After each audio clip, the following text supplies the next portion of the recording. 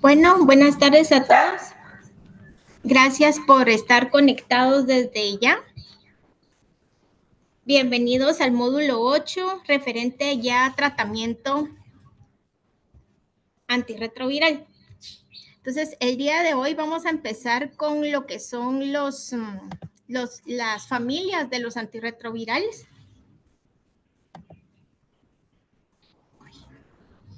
Y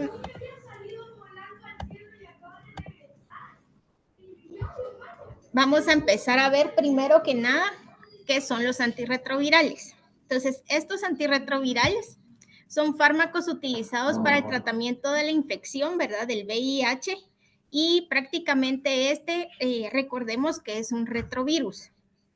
Este retrovirus, pues a largo plazo es lo que causa el síndrome de inmunodeficiencia adquirida, lo que ya se conoce pues como SIDA, ¿verdad? Que ahorita pues ya casi que está, pues sí se utiliza, pero básicamente casi que a todos los pacientes consideramos que es portador de VIH. Entonces, algo importante es que actúa en las diferentes etapas del ciclo vital del VIH, ¿verdad? Se recuerdan que el día martes se les recomendó que repasaran un poquito lo que es el ciclo, ¿verdad? Del virus.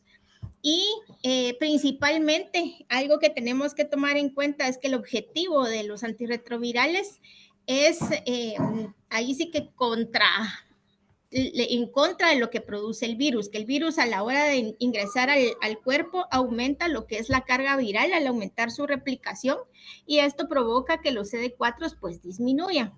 Los antirretrovirales entonces son los encargados de disminuir esta replicación viral, baja la carga viral, que lo que queremos con los pacientes es que siempre estén con carga viral indetectable y así pues su inmunidad llega pues a valores normales, que si bien nosotros sabemos para que un paciente esté pues libre o pues no libre, pero sí un poco tranquilo de no contraer enfermedades oportunistas que lo puedan llevar a hospitalizarse como tal, es menos de 200 CD4, entonces eso es lo que se pretende, que un paciente tenga arriba por lo menos de 200 CD4. Otra cosa bien importante que debemos de tomar en cuenta a la hora de manejar lo que es el tratamiento antirretroviral es lo que es la adherencia.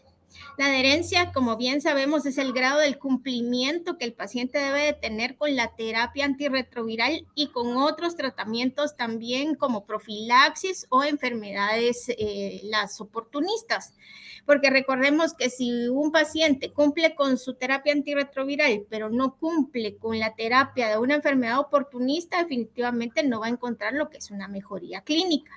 Y de igual manera, ahora puede cumplir con la terapia para la enfermedad oportunista, que es lo que le pueda estar afectando, y si no cumple con la terapia antirretroviral, pues tarde o temprano va a recaer con la misma o con otra enfermedad oportunista, ¿sí? Y el objetivo de mantener esta adherencia es que se mantenga una supresión profunda y duradera de la replicación viral, ¿verdad? Y a la hora de mantener pues esta multiplicación inhibida, los CD4 pues se van a mantener en valores pues que lo que uno considere normales, ¿verdad? Lo más alto posible. Si nos damos cuenta, si conocemos o trabajamos con pacientes con este virus, nosotros lo podemos ver dentro de nuestras unidades, los podemos ver pues en la calle, podemos tener incluso a veces familiares, amigos que son portadores de esta enfermedad y realmente cuando cumplen con una terapia antirretroviral, pero ahí sí que no es visible, ¿verdad? Dentro como podemos considerar a un paciente, por ejemplo, que está tomando medicamento para un cáncer donde pues sufre alopecia, entonces ya se nota que el paciente pues está enfermo de algo. Con estos pacientes, si se mantienen con una adecuada adherencia, toman los antirretrovirales, pues realmente no tienen ningún detalle físico que nosotros podemos considerar como tal que es portador de este virus. Entonces, hablando de lo que les mencionaba, que era lo del ciclo de vida, vamos a ahí sí que verlo de manera un poquito superficial, pero básicamente ingresa el virus y este necesita primero fijarse a la célula que usualmente pues es el CD4. Entonces, a la hora de fijarse, se une a los receptores del CD4, ¿verdad? Del linfocito, y luego necesita pues fusionarse, ¿verdad? Entonces, aquí si vamos revisando las palabras o las letritas rojas, ahí van mencionando pues que a la hora de realizarse el enlace, los medicamentos o la familia son los inhibidores de entrada. Como la segunda parte, a la hora de realizar la fusión, hay medicamentos también que se llaman inhibidores de la fusión, ¿verdad? Entonces van bloqueando pues estas etapas del ciclo. Ya ingresado el virus, recordemos lo que mencionaba antes, el virus tiene lo que es ARN, por eso se llama retrovirus, y necesita pues ingresar al núcleo del linfocito CD4, pero no puede ingresar como ARN, entonces necesita convertirse en ADN viral. Esta transcripción está encargado por la enzima transcriptasa inversa. Entonces, otra familia de antirretrovirales son los inhibidores de la transcriptasa inversa, y estos están divididos en los nucleósidos análogos y los no nucleósidos análogos de la transcriptasa inversa. Estos son las dos familias que vamos a ver detalladamente el día de hoy. Ya ingresado pues prácticamente al núcleo del linfocito CD4, pues este ADN viral necesita pues integrarse al ADN del linfocito. Entonces esto está encargado por lo que es la enzima integrasa. Entonces aquí va otra familia que ahorita pues es bastante utilizada, que son los inhibidores de la integrasa. Posteriormente, pues ya se empiezan a detallar pues todas las proteínas virales, ¿verdad? Para formar un nuevo virus, y todas estas proteínas necesitan ahí sí que ensamblarse, o como que podríamos considerarlo como que fuera un rompecabezas, y necesita armarse este rompecabezas para formar un nuevo virus, y el encargado de armar pues o de unir todas estas proteínas es la enzima proteasa. Entonces ahí es donde entran los inhibidores de proteasa, ¿sí? Y ya cuando pues prácticamente está formado, entonces ya el virus puede ir a infectar pues otro linfocito, ¿sí? Entonces, como les mencionaba, hay todas las familias pues de antirretrovirales funcionan en cada una de estas etapas del virus. Hay familias pues que ya están incluso nuevos, ¿verdad? Los nuevos antirretrovirales que ya están saliendo al mercado pues en Europa, o ya se están utilizando incluso como PrEP, ¿verdad?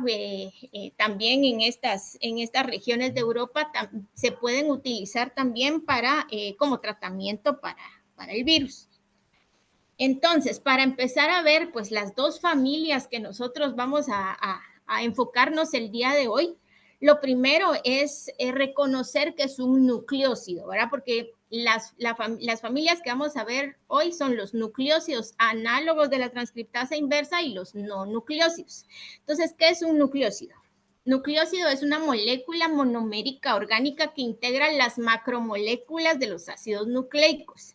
Si mencionamos ácidos nucleicos, pues lo primero que se nos tiene que venir a la mente, por ejemplo, es ADN, ¿verdad? Entonces, estos nucleócidos están formados por una base nitrogenada con una pentosa, que siempre puede ser o ribosa o desoxirribosa. Entonces, aquí tenemos un ejemplo. Tenemos a la timina, y esta timina está unida, por ejemplo, si nos vamos para abajo, con la desoxirribosa. Y al unirse, al hacer esta unión, ¿verdad? Se forma lo que es la timidina. La timidina, entonces, es un nucleócido, ¿sí? Ahora, ¿qué es un nucleótido? Entonces, los nucleócidos, o sea, la timidina, que fue la que vimos anteriormente, esta se une a un grupo fosfórico, y esto pues prácticamente lo que realiza es una fosforilación, y ahí forma lo que es el nucleótido, ¿sí? Entonces aquí podemos ver también el ejemplo, ¿verdad? Está una molécula, está la adenosina y se une al ácido fosfórico y forma pues prácticamente a lo que es el nucleótido, ¿sí? Entonces, ¿por qué es importante ver esto de nucleócido, nucleótido? Si nos damos cuenta aquí en esto del ADN, en la parte de hasta abajo, ahí dice el nucleótido. Entonces, los nucleótidos son los que forman los pares de bases para prácticamente formar lo que es el ADN. Entonces, que en este caso va a ser el ADN, pues viral, ¿verdad? Entonces, la primera también importante que debemos de ver es esta enzima, la transcriptasa reversa, que si ustedes se recuerdan, esta lo que yo les mencioné a la hora de ver el ciclo es que el VIH emplea esta enzima para convertir su ARN en ADN, ¿verdad? Y esto también, pues, obviamente se conoce como transcripción inversa. Entonces, aquí en el dibujito, pues, podemos ver que está el ARN del VIH, ¿verdad? Por medio de la enzima, pues sufre lo que es la transcriptasa inversa y forma el ADN del virus. Y este pues ya puede unirse al ADN pues del linfocito CD4. Entonces, ¿cómo actúan? Para empezar a ver ya la primera familia que son los análogos, ¿sí? ¿Cómo actúan estos? Si yo les menciono, por ejemplo, fíjense que el día de ayer yo me fui a comprar unos tenis Nike análogos. ¿Ustedes qué es lo primero que se van a imaginar? Pues que son unos tenis Nike falsos, ¿verdad? ¿Por qué? Porque yo les mencioné que eran análogos. Entonces, estos nucleócidos análogos de la transcriptasa reversa, pues prácticamente son como ahí sí que los nucleócidos del virus, ¿verdad? Pero son falsos. Entonces, estos se incorporan dentro de la cadena de ADN y prácticamente pues ahí es donde la cortan. Aquí en el dibujito podemos ver o imaginarnos algo así como que fuera el globito anaranjado, como que fuera el Pac-Man, ¿verdad? Y cada vez que va comiendo un nucleócido, un nucleócido, un nucleócido, realmente pues sigue, ¿verdad? La replicación, pero en este caso, al detectar, pues, o al comerse el falso, ahí corta, pues, la cadena de ADN viral. Entonces, ¿cuáles son los antirretrovirales que nosotros tenemos como nucleócidos análogos de la transcriptasa inversa? Entonces, el primero que vamos a revisar es la acidobudina. Pues si ustedes tienen un poquito de conocimientos de los antirretrovirales, fue el primer antirretroviral utilizado. Sí, es el primero que se diseñó y se empezó a utilizar en los pacientes en dosis pues realmente bastante altas como monoterapia. Dentro de los efectos adversos que tiene o que tenemos que considerar, pues sí son a nivel de la sangre, ¿verdad? Anemia, neutropenia, la acidosis metabólica. Nosotros actualmente dentro de los esquemas de terapia antirretroviral, pues ya está saliendo de los esquemas, pero importante es que este medicamento sí cruza pues con facilidad la placenta y se encuentra en el líquido amniótico y sangre fetal, por lo cual es utilizado aún en lo que es la transmisión, para evitar la transmisión vertical a la hora de realizar la cesárea electiva. ¿Sí? También puede ser utilizado para cuando se requiere que penetre el sistema nervioso central. Entonces, dentro de alguna observación que tenemos que tomar en cuenta, que ya también vamos a tener clase de interacciones, es que deben de evitarse, pues, cuando se combinan con medicamentos que pueden aumentar, pues, estos riesgos, ¿verdad?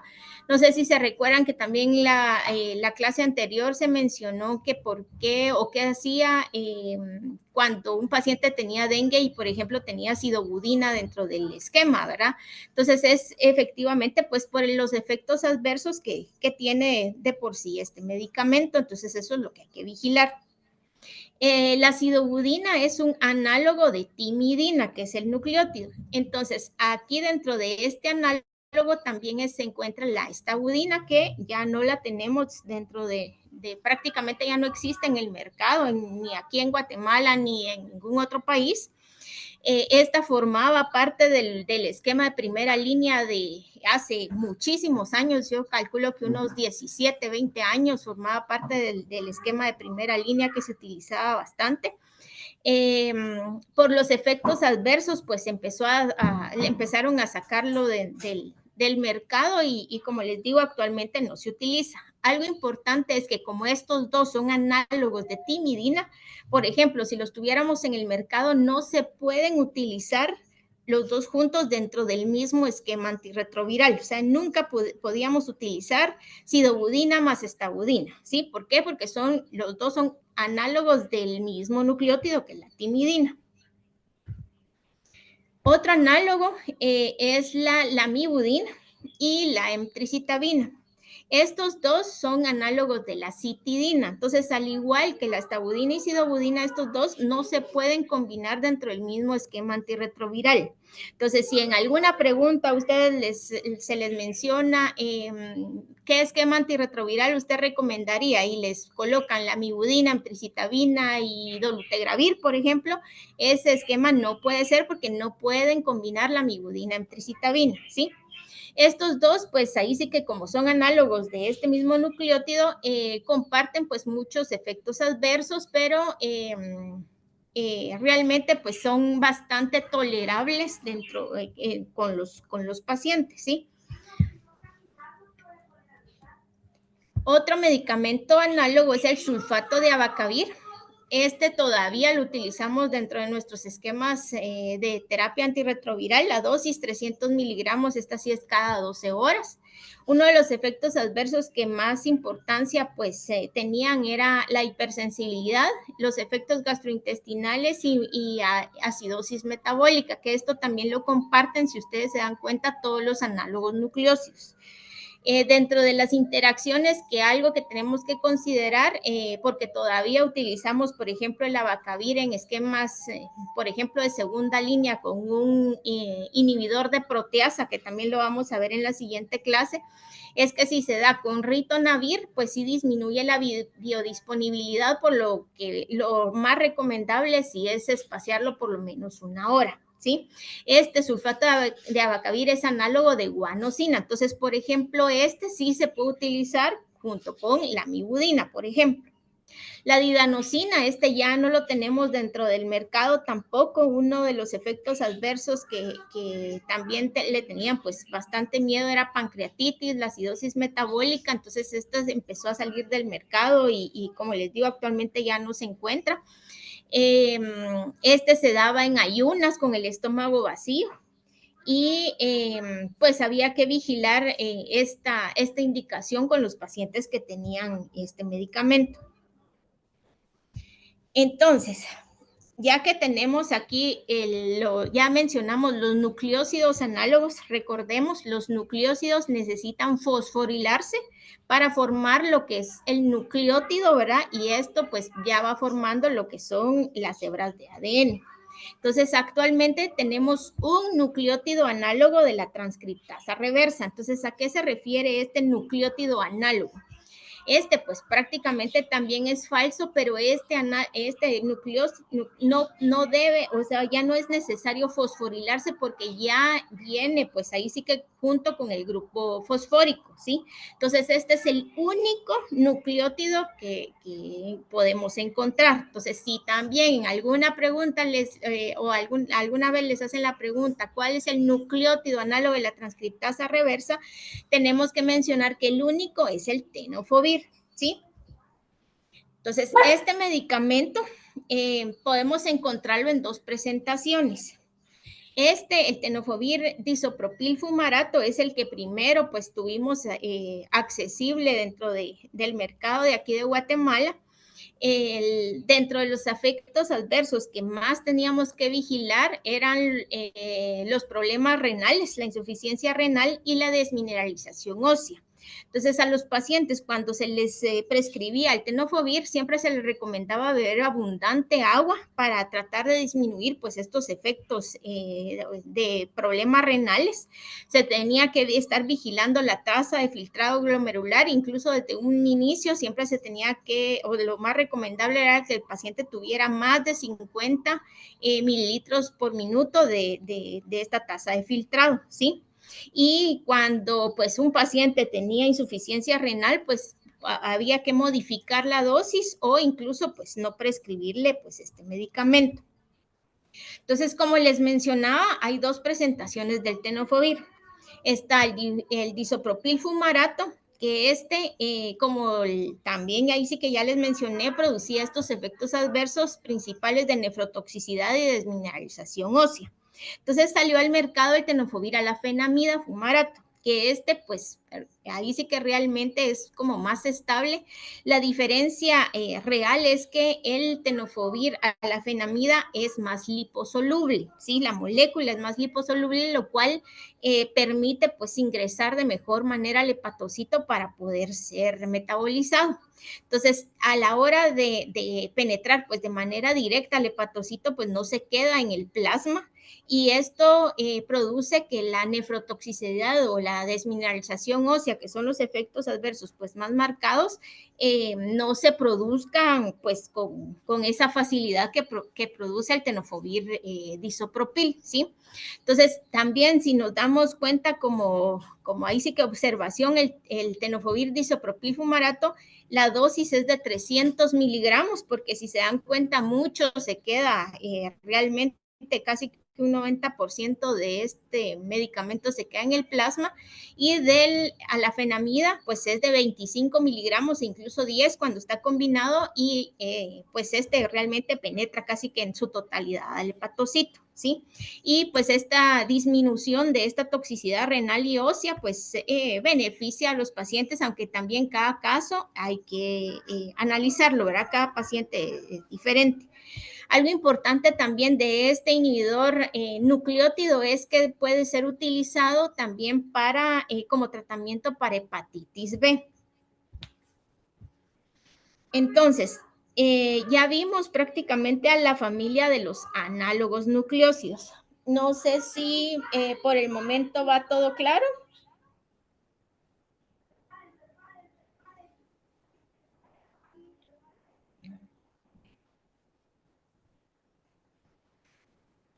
No hay Bueno, ninguna mano entonces, levantada.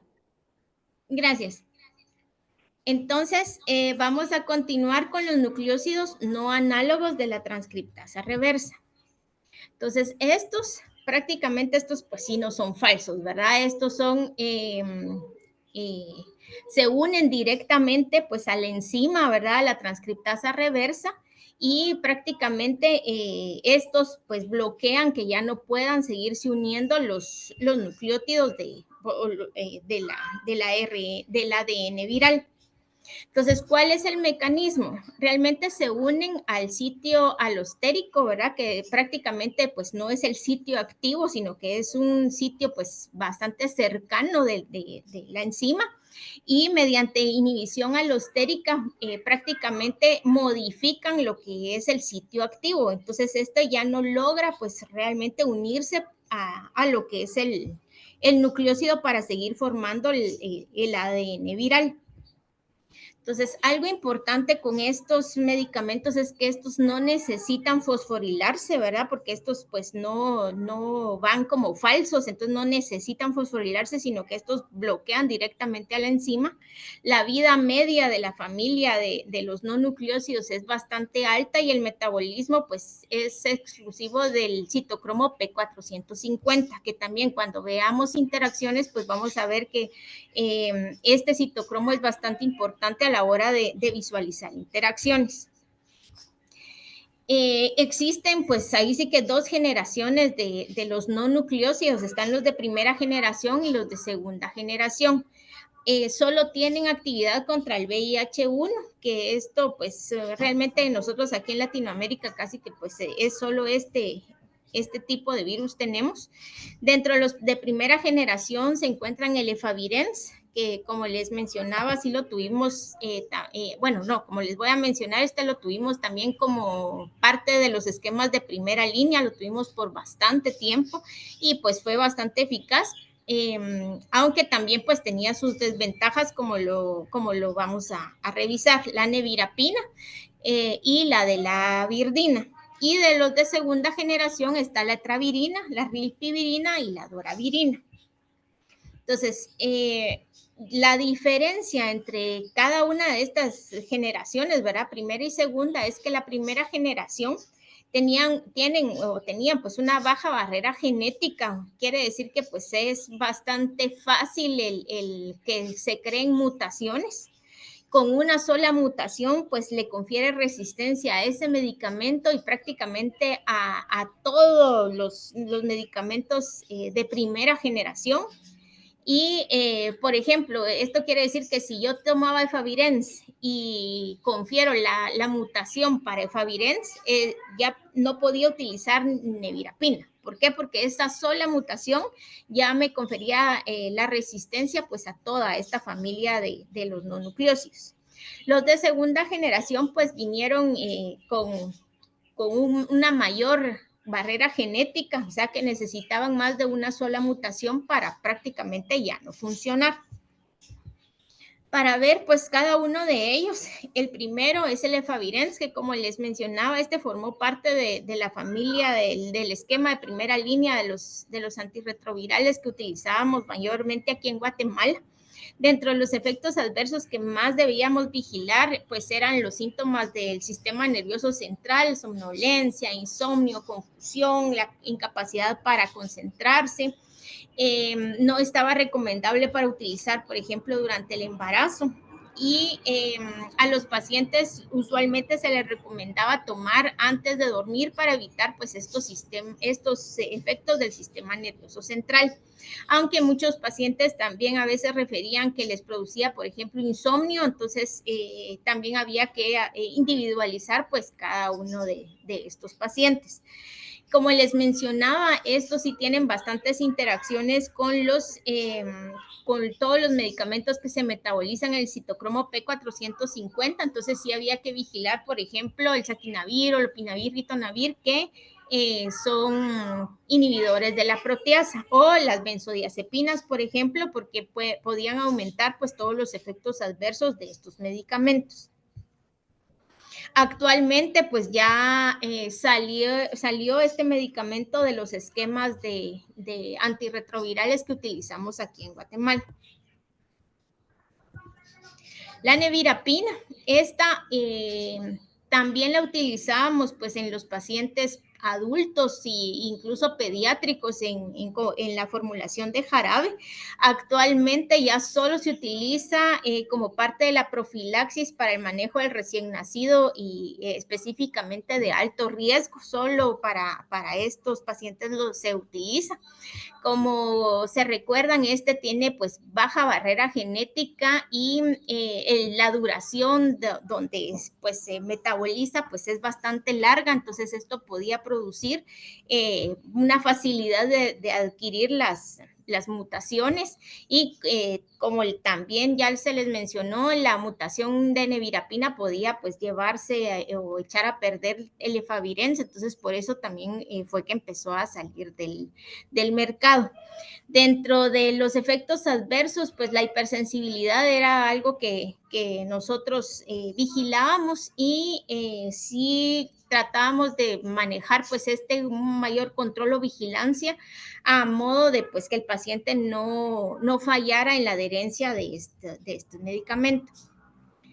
La etravirina, esta sí contamos con ella dentro de los esquemas de los pacientes que tenemos actualmente en las unidades.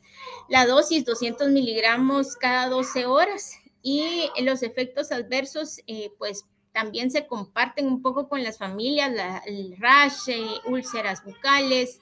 Realmente sí manejamos la vigilancia, no se ha tenido pues muchos efectos adversos, aunque siempre hay que estar vigilando a cada paciente, ¿verdad? Por su metabolismo, igualmente hay que vigilar, por ejemplo, la rifampicina, que no, usualmente pues no se da combinado, ¿verdad? Está contraindicado. Y en la actualidad casi que se reserva para pacientes pues de segunda o tercera línea incluso. El costo también pues todavía actualmente es bastante elevado, entonces esto también tenemos que considerarlo a la hora de recomendarlo a algún paciente. Doravirina actualmente no se encuentra comercializado en Guatemala, tampoco los esquemas nacionales tienen este medicamento. pues sí sería de bastante ayuda para ahí sí que tener como parte dentro de los esquemas. Los efectos adversos, como les menciono, casi que también se pueden comparar con los de la familia, ¿verdad? Rash, urticaria, las úlceras bucales, estas se comparten como familia y de igual manera, pues las interacciones. Entonces, estos pues básicamente son los medicamentos nucleócidos y los no nucleócidos que podemos visualizar. Entonces, los esquemas de primera línea que teníamos o que contábamos pues hace bastante tiempo, primariamente podíamos considerar, por ejemplo, sidobudina, lamivudina, y siempre lo combinábamos porque siempre tratamos de combinar 3 medicamentos antirretrovirales. Si se dan cuenta, casi siempre combinamos 2 nucleócidos análogos, entonces tomemos en cuenta esta familia que es bastante importante que sí sepamos, ¿verdad?, a qué medicamentos pertenecen a esta familia, porque casi que todos los esquemas están conformados por 2 medicamentos de esta familia. Entonces, por ejemplo, sidobudina, lamivudina, y lo combinábamos con un no nucleócido, que pues podíamos utilizar el efavirenz. Este era pues parte de los esquemas de primera línea, o podíamos combinarlo, por ejemplo, con un inhibidor de proteasa, lopinavir, ritonavir, que lo vamos a ver en la siguiente clase. Otro esquema que podíamos considerar, por ejemplo, era bacavir, lamivudina, y siempre combinarlo con efavirenz, nevirapina, también lo podíamos considerar, o lopinavir, ritonavir. Entonces, ahora actualmente, pues de igual manera, ¿verdad? Siempre tenemos 2 nucleócidos análogos, pero en este caso, pues está el tenofovir, que va a ser el nucleótido análogo, es el único nucleótido, junto con la lamivudina, o puede ser emtricitabina también, tenofovir, emtricitabina, y combinado con dolutegravir. Y un esquema que también podríamos considerar, ¿verdad? En algún caso puede ser abacavir, lamivudina, igual combinado con dolutegravir, que también vamos a ver en la posterior clase, que eso es un inhibidor de la integrasa. Para esquemas de segunda y tercera línea, lo ideal pues siempre es individualizar a cada paciente, idealmente pues contar con genotipo, y también para principalmente esquemas de tercera línea pues podríamos considerar el darunavir, la etravirina, el maraviroc, ¿verdad? Que si se dan cuenta, la etravirina pues sí es un no nucleócido, y de ahí contamos pues con medicamentos de otra familia. Entonces, esto es referente pues a estas 2 primeras familias que vamos a ver el día de hoy, que es el nucleócidos análogos y los no nucleócidos. Entonces, no sé si actualmente hay alguna pregunta o comentario.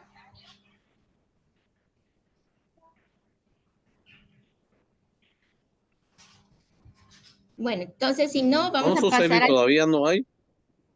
Gracias, doctor. Solo un comentario con su muy buena presentación. Gracias, doctor. Muchas gracias. Entonces vamos a ver ahorita pues un caso clínico que realmente pues lo que quiero que veamos es un poquito de lo que debemos de considerar a la hora de iniciar a un paciente con antirretrovirales, que es lo que tenemos pues que vigilar, y siempre tomar en cuenta pues lo que les mencionaba de los esquemas, ¿verdad? Perdón. Entonces, el caso clínico es un hombre, ¿verdad? Masculino, de 34 años, nombre José. Él es obrero de la construcción, vivía en México, pero se trasladó aquí a la ciudad de Guatemala. Tiene solo secundaria terminada y es soltero. Dentro de los antecedentes personales y patológicos o no patológicos, realmente pues no tenía mayor relevancia más que el consumo ocasional de alcohol y tabaco desde los 18 años. Niega el uso de drogas inyectadas, relaciones sexuales con múltiples parejas, tanto hombres como mujeres, y generalmente pues refería sin protección. Y antecedentes familiares, pues madre con diabetes tipo 2 y padre fallecido pues por causas desconocidas, no sabía él. ¿Cuál fue el motivo de consulta del paciente? Pues este paciente pues asistió, lo llevaron a la sala de emergencias por el hermano. debido a que tenía alteración del comportamiento de una semana de evolución con desorientación, lenguaje incoherente y episodios de agitación y también de letargia. También ha presentado pérdida de peso, algo importante, de aproximadamente 10 kilogramos, ¿sí? En los últimos 2 meses. Y el hermano refería que había tenido diarrea intermitente de más o menos 6 meses de tiempo, ¿verdad? También presentaba febrículas vespertinas, sudoración nocturna, astenia y adinamia. Entonces, ya solo con esto que nos está refiriendo el paciente, pues nosotros ya se nos debe de prender, pues ahí sí que el foco de qué diagnósticos podemos considerar con el paciente. Entonces, el día de hoy, el hermano refiere que el paciente ya no pudo levantarse por sí mismo y ya no reconocía realmente, pues, a los familiares. Entonces, en el chat, traten de colocar, no importa si son médicos, nutricionistas, farmacéuticos, traten de anotar ahí qué diagnósticos pueden ustedes, ahí sí que sospechar de este paciente. ¿Cuál va a ser el primer diagnóstico?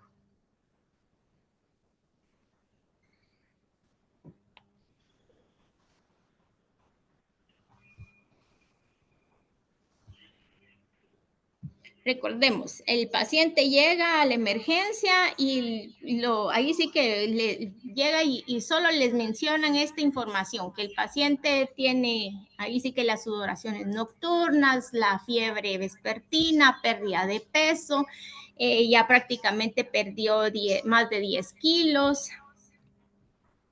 Entonces, muy bien. Ahí me están colocando bastante VIH, tuberculosis, luego podemos considerar cripto, histo. Entonces, lo primero que a mí, o lo primero que nosotros tenemos que visualizar, por ejemplo, es el VIH, ¿verdad? ¿Por qué? Recordemos que si llega un paciente, por ejemplo, que llega a la emergencia sin tanta sintomatología, por ejemplo, pero le refiere que ya tiene más de 6 meses de estar con diarrea intermitente, algo que nosotros lo primero que tenemos que pensar pues es en este virus, ¿verdad? De inmunodeficiencia. Aquí en Guatemala también consideremos que nosotros no estamos en, que ahí sí que tratamiento preventivo, sino que siempre es curativo. Entonces, ¿quién va a un hospital público refiriendo pues diarrea, que ya está cansado de tenerla? Pues solo un paciente que realmente ya tiene bastante tiempo de tenerla, ¿verdad? Entonces, esto lo primero que demuestra es que la inmunidad está deficiente. Entonces, primero, el virus, ¿verdad? De inmunocompromiso.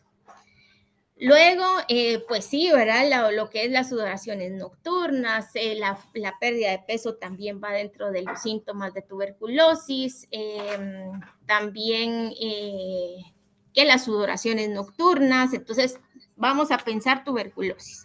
Como está alterado de la conciencia, pues también podemos pensar en tuberculosis a nivel, pues ahí sí que de cerebral, ¿verdad? Podemos pensar en toxo, podemos pensar en cripto, podemos pensar también en histoplasmosis, entonces esto también lo consideramos, ¿verdad? Dentro de los diagnósticos o laboratorios, entonces, que le vamos a realizar. Entonces, los estudios preliminares, ¿verdad? El paciente pues solo presenta anemia y leucopenia leve. Su glucosa pues está en 82 y función hepática y renal conservadas.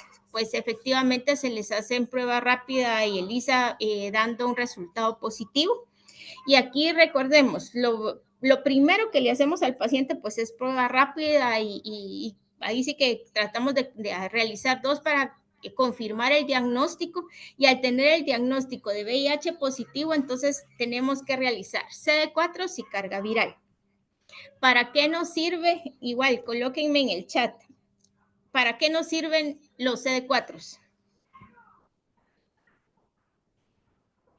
Yo tengo un paciente reciente diagnóstico o incluso de abandono de tratamiento, por ejemplo, y lo primero que yo, o dentro de los primeros laboratorios, yo le saco CD4 y carga viral.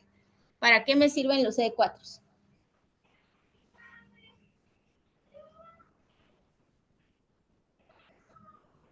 para ver las defensas y profilaxis. Efectivamente, ¿verdad?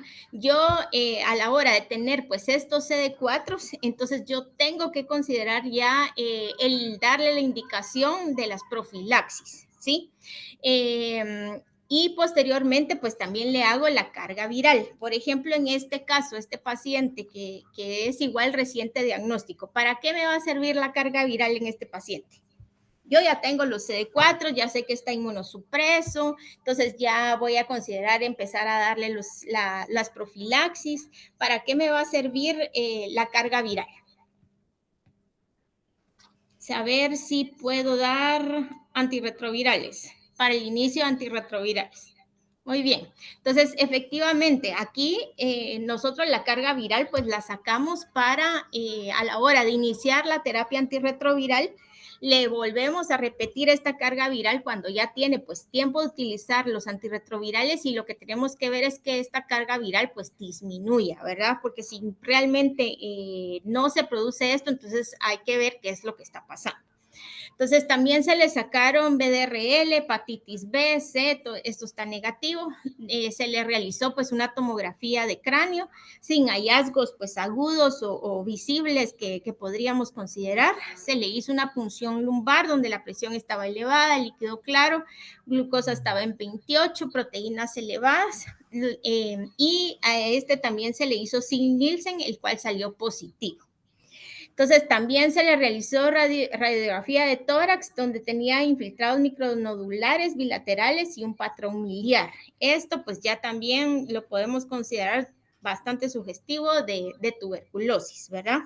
Cultivo de esputo y de líquido cefalorraquídeo, pues, se solicitó y todavía estaba, pues, en proceso.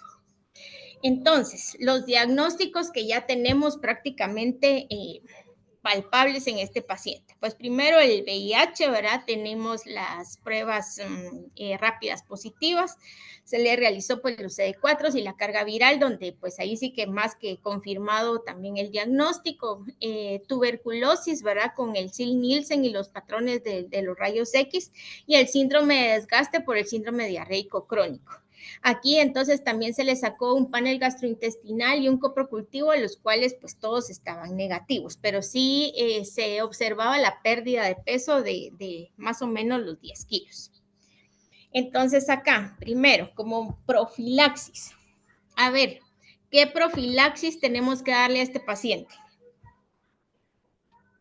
Colóquenme igual en el chat algunos ahí, ¿qué profilaxis le vamos a dar?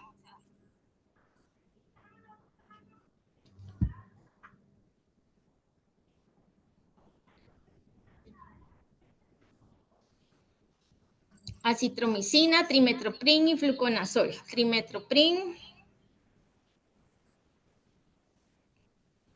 para neumocistis, trimetoprim más acitromicina.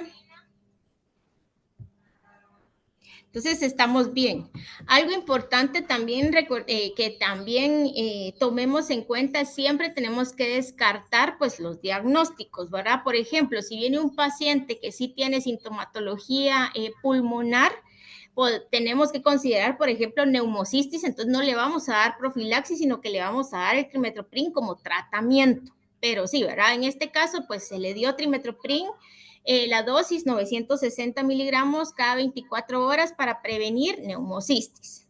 Luego le vamos a dar fluconazol, igual ya descartamos que no tiene criptococosis, ya descartamos que no tiene histoplasmosis, entonces le vamos a dar fluconazol 200 miligramos cada 24 horas para prevenir básicamente criptococosis.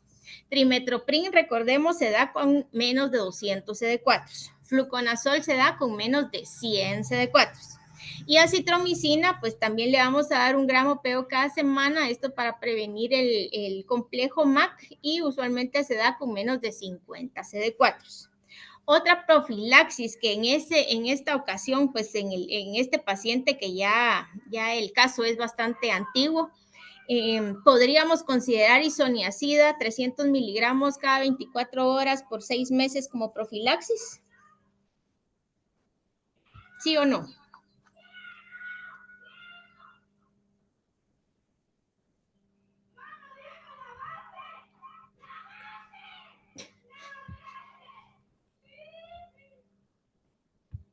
no podemos considerarlo, ¿verdad? Porque en este caso, pues tiene la tuberculosis, y recordemos que la isoniazida utilizada para prevenir pues prácticamente la tuberculosis, y en este caso pues tiene el paciente esta enfermedad. Entonces no le podemos dar esta profilaxis, sino que lo que tenemos que darle pues entonces es el tratamiento para tuberculosis.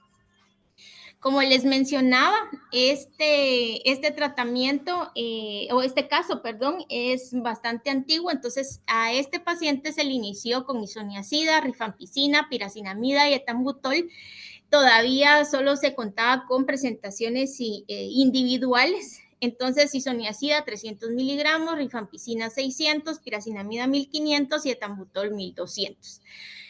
Aquí en este caso, como a pesar de que el paciente perdió más de 10 kilos, todavía se encontraba, era mayor de 50 kilogramos, entonces se le dio la dosis estándar. Pero estos tratamientos, pues como la doctora Meléndez les mencionó, hay que considerar pues el peso del paciente.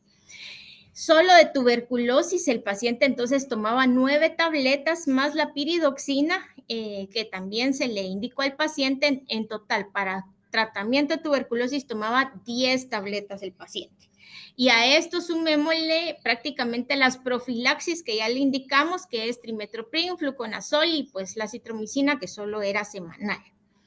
Entonces, ahí ya podemos considerar cuántas tabletas tomaba el paciente de manera diaria, ¿verdad? Para que igual hay que tomar en cuenta a la hora de manejar lo que es una adherencia.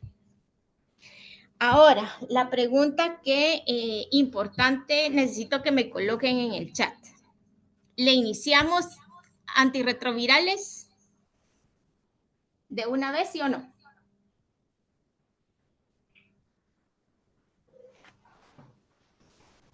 No, dice. No. Va. ¿En cuánto tiempo le iniciamos la terapia antirretroviral?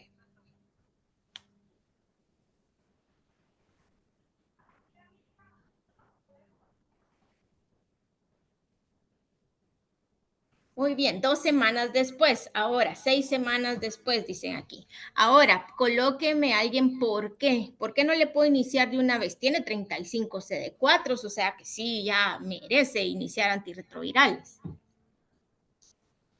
Espero por riesgo del CIRI. Muy bien. Entonces, esto es bastante importante que lo consideremos en estos pacientes, ¿verdad? No podemos, ahí sí que, como quien dice, preocuparnos de más o alterarnos y, ay, no, el paciente está mal, le voy a iniciar de una vez. No, sino que debo de esperar mínimo las 2 semanas y iniciar, pues, la terapia antirretroviral.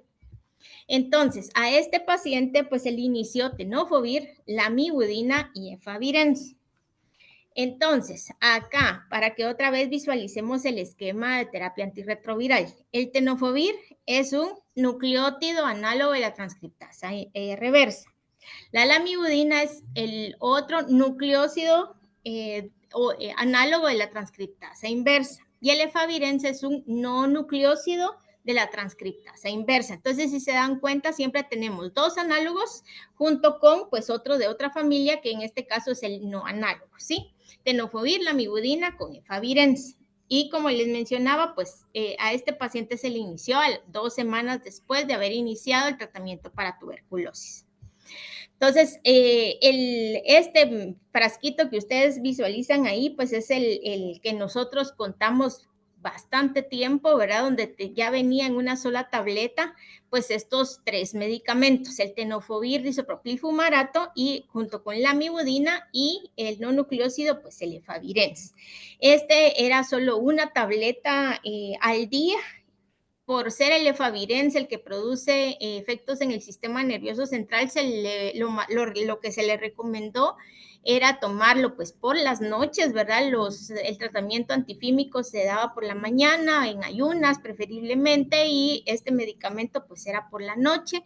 La profilaxis, por ejemplo, con el trimethoprim, que básicamente pues a veces sí alteraba o daba los problemas gastrointestinales, pues sí se daba al mediodía o después de almuerzo, después de una comida, para que entonces disminuyera pues estos efectos. Y estos pues como ahí sí que les acabo de mencionar, era lo que debíamos de vigilar o debemos de vigilar pues con este paciente, ¿verdad?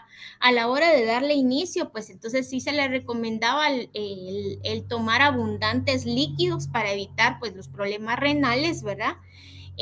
Con la lamivudina, pues los efectos gastrointestinales, aunque como les digo, la acidosis metabólica, pero realmente pues este es bastante tolerable, y el efavirenz pues se daba por las noches, o también se vigilaba que no presentara el paciente rash, que eso también se nos dio con algunos pacientes con esta familia antirretrovirales, aunque la mayoría resolvía con tratamiento antihistamínico. Entonces, este paciente, por ejemplo, si así como actualmente, ¿verdad? Tuviera que tener una migración de esquema, que fue lo que le pasó, siempre lo vuelvo a repetir, consideremos un nucleócido análogo más otro nucleócido análogo más un no nucleócido, un inhibidor de integrasa, un inhibidor de la proteasa o uno de entrada, ¿sí? Entonces, usualmente siempre el nucleócido que casi que se comparte es la mibudina o emtricitabina, ¿sí? Que es el que son los que se combinan pues con tenofovir, sidobudina o abacavir, ¿verdad? Entonces, ya prácticamente finalizando, los sistemas de salud pues siempre deben evolucionar para enfrentar nuevos desafíos. Esto es algo importante, el no quedarnos siempre con los mismos medicamentos, siempre debemos de evolucionar. Estamos pues siempre esperanzados en contar en algún momento con los inyectables, que también vamos a ver en las otras clases, ¿verdad? Que esto va a beneficiar en gran manera a los pacientes. El costo pues es bastante elevado, pero esperamos en algún momento pues tener este apoyo con estos medicamentos nuevos. Las consecuencias de una mala adherencia a las terapias pues a largo plazo también desmejora pues la salud de los pacientes y un mayor costo de la atención médica. Si ahorita nos damos cuenta, pues nosotros empezamos con la terapia antirretroviral enfocándonos principalmente en tratar pues ahí sí que el virus y evitar que las oportunistas, y ahora pues nos enfrentamos a muchos pacientes de edad pues bastante mayor, donde las enfermedades crónicas, hipertensión, la diabetes, pues también la tenemos que estar considerando junto con todo el tratamiento antirretroviral. Y una clave importante para la adherencia es contar con un equipo multidisciplinario. Si yo les pregunto, por ejemplo, acá, una nutricionista, ¿cuál va a ser su intervención con este paciente? Síndrome de desgaste, alteración de la conducta, para que pueda pues darle uno el apoyo nutricional, para que pueda tomarse pues también la terapia antirretroviral. Si yo le pregunto, por ejemplo, a la psicóloga o a la consejera, ¿verdad? Este paciente es de reciente diagnóstico, no sabía pues prácticamente pues esta enfermedad, entonces, ¿cómo lo vamos a abordar nosotros como psicólogas o como consejera, ¿verdad? O a la trabajadora social, él, si se dan cuenta, pues aquí está junto con el hermano, pero no sabemos si tiene más familia, no sabemos si quiere regresar pues a su país, ¿verdad? No sabemos si vive pues en qué tipo de casa. Entonces, ¿cómo va a intervenir pues la trabajadora social para que el paciente pues continúe con el seguimiento dentro de la clínica y continúe con el tratamiento que actualmente pues ya tiene, ¿verdad? Entonces, para finalizar, el paciente con adecuada evolución clínica egresa del hospital y continúa pues ya un seguimiento dentro de la consulta externa de la unidad de atención integral, y siempre se continuará evaluando a la adherencia.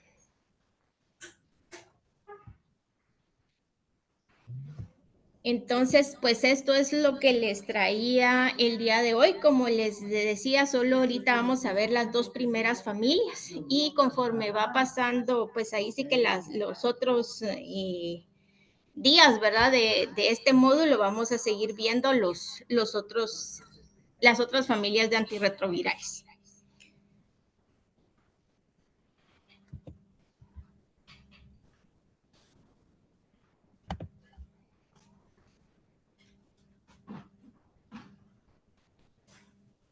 Bueno, Susel, en el chat, pues solo nuevamente la felicitan por su presentación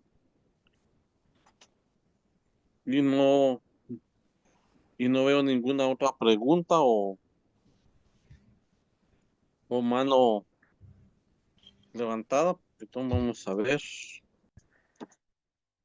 También ya está solo está publicado el formulario para las horas crédito, pero no hay ninguna pregunta por el momento, licenciada Susel.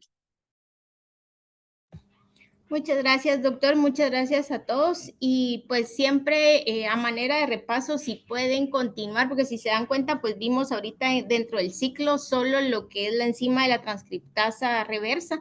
Entonces, para los que no lograron ver el ciclo del virus, pues si lo pueden repasar, también es bastante beneficioso para entender pues cada uno de los mecanismos que utilizan las familias de antirretrovirales.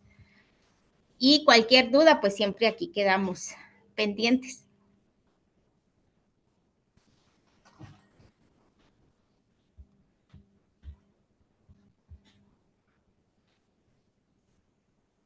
Bueno, muchas gracias, licenciada Suseli. No sé si no hay ninguna pregunta, pues solo nos queda agradecer hoy la participación que tuvieron ante ya esta nuevo rostro que tenemos ya del diplomado, que ya es el tratamiento.